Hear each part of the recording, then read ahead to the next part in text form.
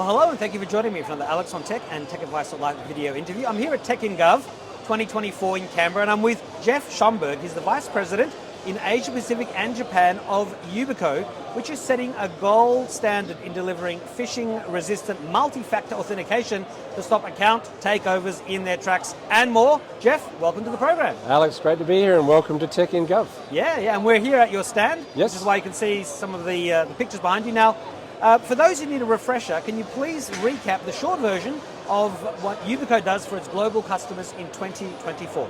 Well, we do the same in 2024 as we've been doing the last 5-10 years. It's about providing strong, safe authentication into a range of online services, which ultimately will make the internet a safer place for everybody.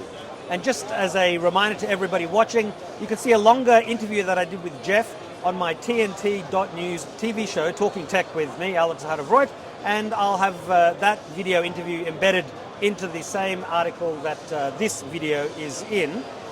Jeff, we're here on day one in the afternoon of the two-day Tech in Gov conference.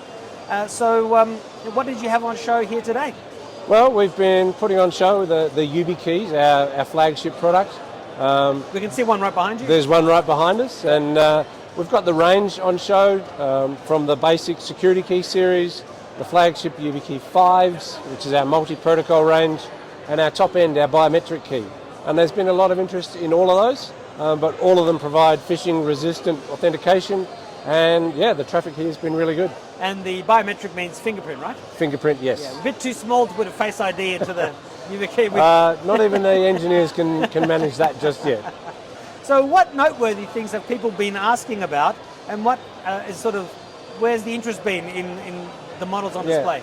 I think most of the interest is now around what is phishing-resistant authentication. Yeah. I think there's an understanding in the market that we have to do something better, that the techniques that have been used to date are no longer good enough. Our good friends at the Department of Defence and the Australian Signals Directorate, they've made those recommendations in the Essential 8. So people are kind of getting that, but they're now asking, what is it and how do I make it work in my organisation? And so, with YubiKeys available to be used on smartphones, tablets and computers, with Apple support, it was only 3 or 4 years ago that we were talking about how it was yet to come, but yes, it's now a standard. But where are some places that YubiKeys haven't yet been implemented by those organisations that should be implemented? Yeah, look, I think in the consumer services, we're seeing a lot of enterprises starting to roll it out at scale, and that can be governments here at Tech in Gov, many other corporates, banking, finance, critical infrastructure, mining, education, and so on. These are places that some of them are using it and some aren't. Some are using it and some aren't, so there's still a ways to go. But from a consumer point of view, I think the areas that we would like to see it are in our daily lives, such as our telcos, our government and citizen services, and our online banking services. Yeah. And one of the strong areas of interest today has been around MyGov, the government portal that has now provided support for passkeys. That was only announced officially on the 4th of July, so very recent. And the fact that it's now available is asking those questions. Where else can I use it? And putting pressure on those other organisations, our telcos, our energy providers, our banks. Why can't you make phishing-resistant authentication available for me as a consumer? Yeah. And with MyGov, which is the Australian federal government's ability to let people log on to an online portal, yes. I mean, they're not specifically supporting YubiKeys, they're supporting passkeys, which can be loaded onto a YubiKey. Correct. And this is all part of the lifting of the security profile generally. So a passkey is a phishing-resistant credential. Now that passkey, as you said, Alex, can be resident on your YubiKey, or you can store it on your phone. So you've now got options, and we think that's a great thing. But ultimately, having those credentials securely stored on a device such as a YubiKey is going to be a really important part of that overall picture. Yeah, and if you've got a passkey on your phone and on a YubiKey, the YubiKey is often with the other keys in your pocket, if that's the way you want to roll, and it can be much harder to lose those than, say, your phone. Correct, and the phone can be compromised. We all know that we've got to update our software on our phone.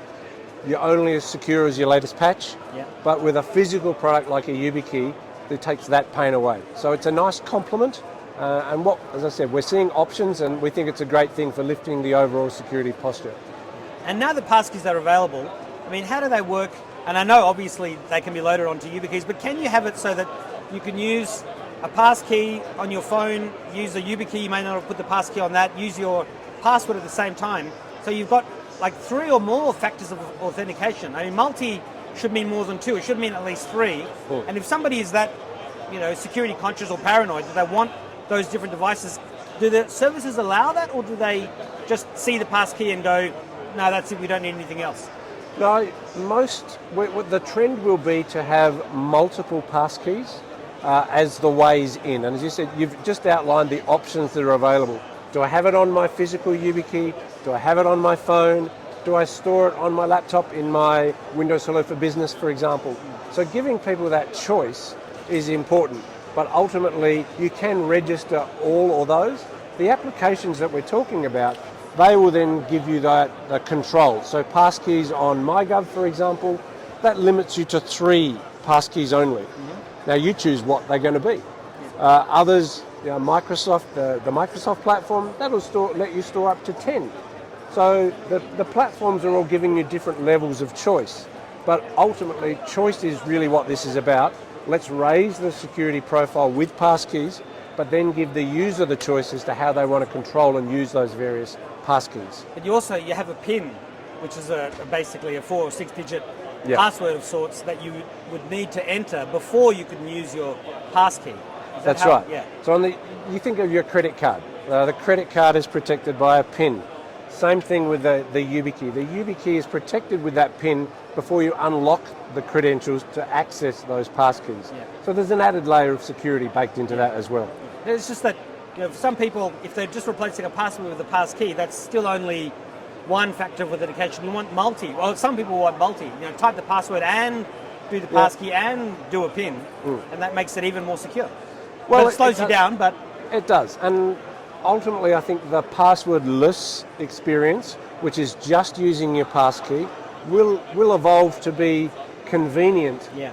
More so than the complex range of options that they might have today. So it's an evolution, it's a journey. It definitely depends on what the organisation wants, yes, and how secure they want, and how complicated they want it to make it for their users or their staff. Yeah. And for some, they're going to want that. For others, it's too much. Passkey will do. Yeah, and exactly. We've had those conversations today. Is from a tech point of view, we've kind of solved that. Now the questions and the choices are around how do you want your policy? What is your risk appetite as an organisation? So you make those policy and procedure choices, but the tech is backing you up all the way. Now, how is AI, deep fakes, cloning technologies, implants of sensors, credit cards and chips, and Tesla key fobs, which I interviewed somebody recently who's got 10 implants in his body, a guy called Len No, fascinating. You can look him up. Type it in, look for the video interview there. But how is this affecting physical and cyber security, and what is Yubico doing broadly in those areas of security? Yeah. Every company, I guess, wants to expand, and those could be one area that you could expand into. Yeah, look, you can't have a conversation at a tech conference like this without saying AI. Of course.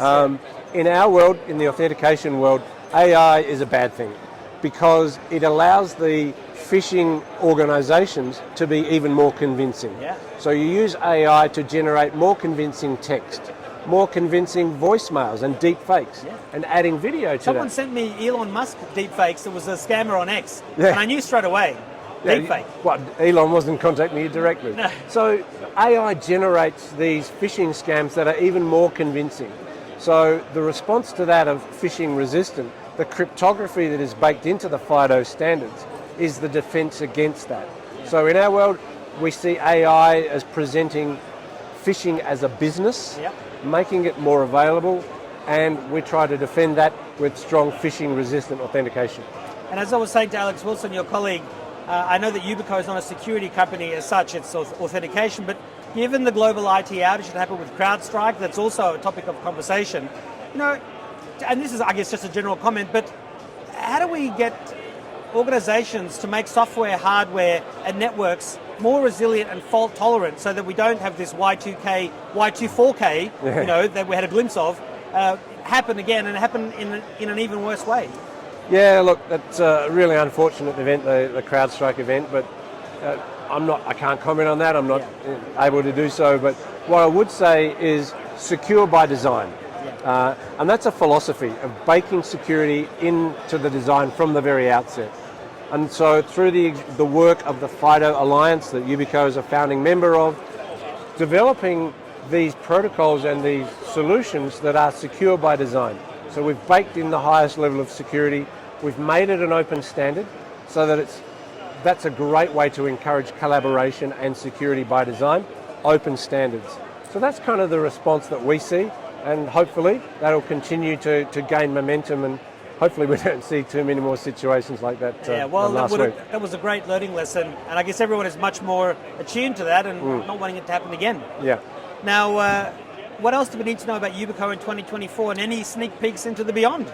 Well, we have just announced a new firmware version for the YubiKeys, which provides a range of enhancements that are good for the user. More credentials, some additional features that the FIDO Alliance has baked in around pin length and pin complexities and complex things like enterprise attestation. So that's been released. Our biometric key, as you mentioned, we're upgrading that later this year to have a smart card credential on that as well as the FIDO. So evolving to really lift the bar and give choice around options for phishing resistant authentication and making it easier to deploy at scale. That's really the evolution. So our as a service offering continues to evolve, making it easier with pre-registration, kind of like that credit card experience, to take away some of the perceived barriers of adoption at a scale. Now, I've already asked you in previous interviews about memories of your computer and great advice that you've received in life. So I tried to think of something a little bit different, which was, what's an interesting life lesson you've experienced or seen that has left a lasting and positive impression on you? An interesting life lesson, I think, it still comes back to open-mindedness. Have a go. You will surprise yourself sometimes. You may fail, but have a go at things that you think are interesting and learn from that and make it a success. I find that if you're interested in something, you'll be good at it, and if you're good at it, the rest will follow from there. So follow your curiosity. That's kind of like a life lesson that I continue to follow and enjoy. Absolutely. And just for the people watching, I've got an interview with Jeff's colleague, Alex Wilson, Director of Solutions Engineering from Yubico APJ. So please scroll down. If you're in the article, look in the description, you'll see it there. But Jeff, thank you very much for your time. I look forward to talking to you again, whether in person or on YouTube, TNT News or Radio 2CC soon. Perfect. Thanks, Alex. Enjoy the rest of the conference. Bye-bye. Thank you.